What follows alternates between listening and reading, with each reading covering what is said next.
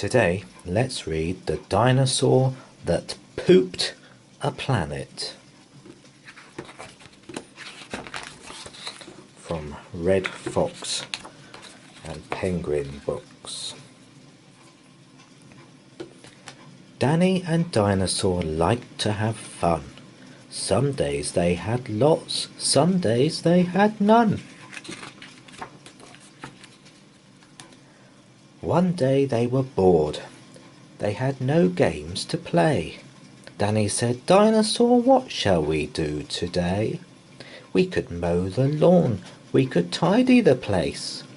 We could do our chores, or we could go to space." "But you mustn't forget to have lunch," said their mummy. "You cannot have fun without food for your tummy." So they packed a packed lunch for the Science Museum, where rockets were kept if you wanted to see them.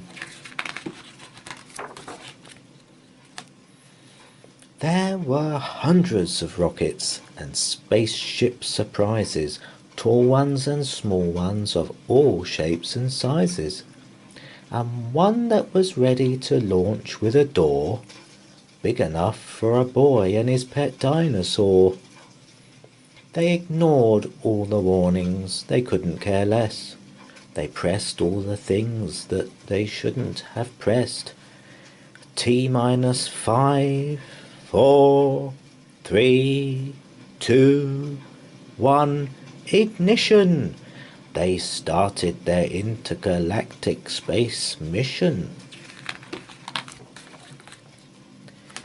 They flew higher than houses and buildings and cranes, much higher than birds, even higher than planes. "We're in space!" Danny yelled as they floated around. But the dinosaur's tum made a rumbling sound. "Is it time to have lunch?" Danny looked at his watch. Then he looked all around for the dino's lunch box. Danny started to worry, then started to panic. They'd left their packed lunches back home on their planet. So with no food on board, not the smallest of crumbs, a disastrous dinosaur feast had begun. It gobbled up gadgets and gizmos galore. Nothing was safe from the space dinosaur. Robots and ray guns and blinking red blinkers, eating things thought up by NASA's great thinkers. The hyperdrive gamma reactor machine was swallowed along with the space tractor beam. It chewed and it chomped on the spaceship controls. The rocket was dotted with dino tooth holes. Inside it was bare, the spaceship was empty. Outside there were more things to eat, there was plenty. It broke down the door with a cool ninja chop. Out in space, dinosaurs are much harder to stop. It chomped on the moon like a big chunk of cheese, then shoved even more in its mouth with a squeeze. It munched on the Martians from Mars and their cats. Their cats are like ours, but their cats wear cool hats. Satellites, Saturn, and 6 supernovas, shape-shifting saucers, and 7 space rovers.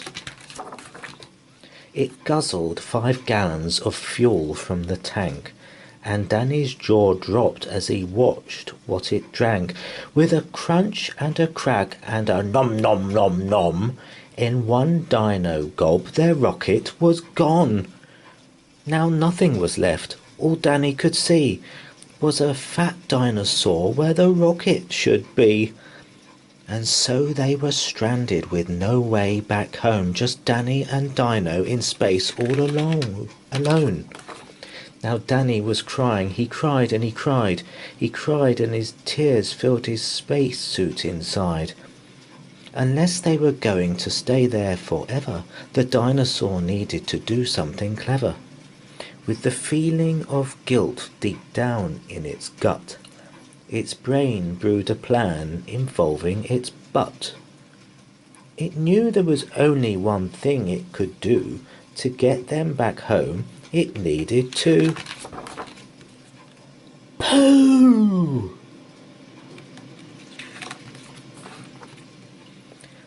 Like a poop-powered rocket, the dinosaur flew.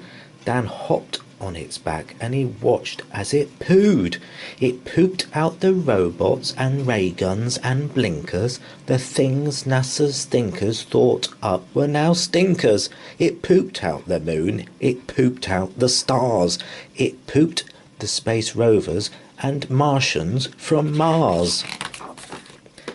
When Danny looked back, he could see a poop trail from far out in space to the dinosaur's tail. They headed for Earth and they started to orbit. It pooped on the clouds, but the clouds just absorbed it.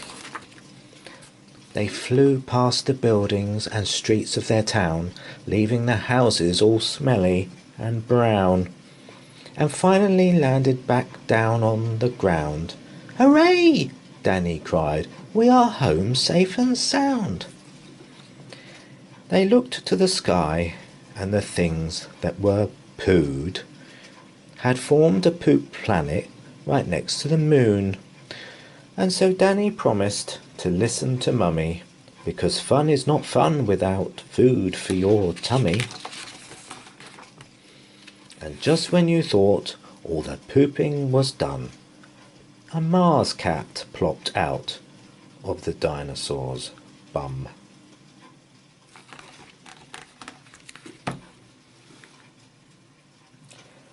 Well, we hope you enjoyed that story. Thank you very much for watching.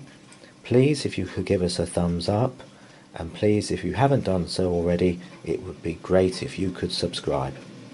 Thanks again for watching. Take care.